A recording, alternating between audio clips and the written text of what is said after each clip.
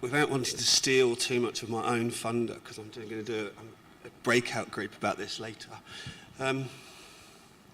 I work for Forex, it's one of my clients, and we have spent a lot of money making a really good, really beautiful web experience for our drinkers, because we want to keep our drinkers drinking and we want to keep them engaged. And so then what we've done is we've produced a lot of content which is designed around what we know our consumers are really into, their passions, their interests, and the idea that, and that's the thing that was behind that is looking at what they were searching for.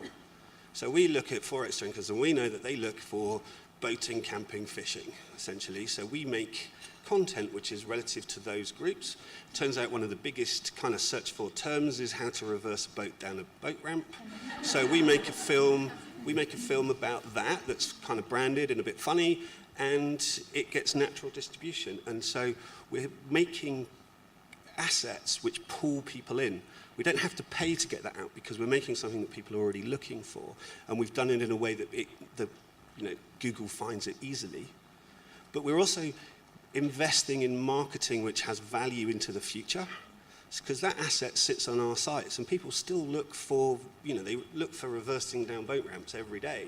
So it has value every day, and it will have value into the future rather than being an advert which only runs for the day which it's kind of scheduled for and then it's gone.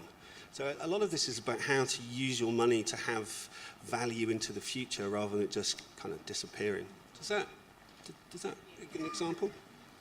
Thank you, Gary. Oh, another question up there, that lady up there with her hand up.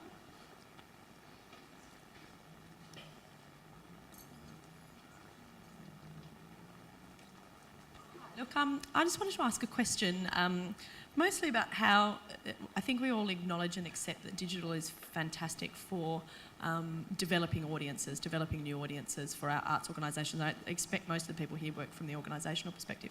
And I kind of also acknowledge that it does a great job of kind of disaggregating the power and making small producers able to potentially access money for their work. But at what point do you think it gets to the stage where kind of the digital experience starts kind of cannibalising the live experience, particularly from an organisational perspective, and particularly from the point of view of kind of financial sustainability of those organisations? Yeah, I think it's a great question. And it's a great question, and it's not an easy answer, because I think if the audience wants it, you need to give it to them, even if it starts to cannibalise other assets. A great example of a company that refused to do that was Kodak, who actually came up with a digital camera in the 70s, refused to release it because they were worried about it cannibalising their film business, and now they're in bankruptcy. And that was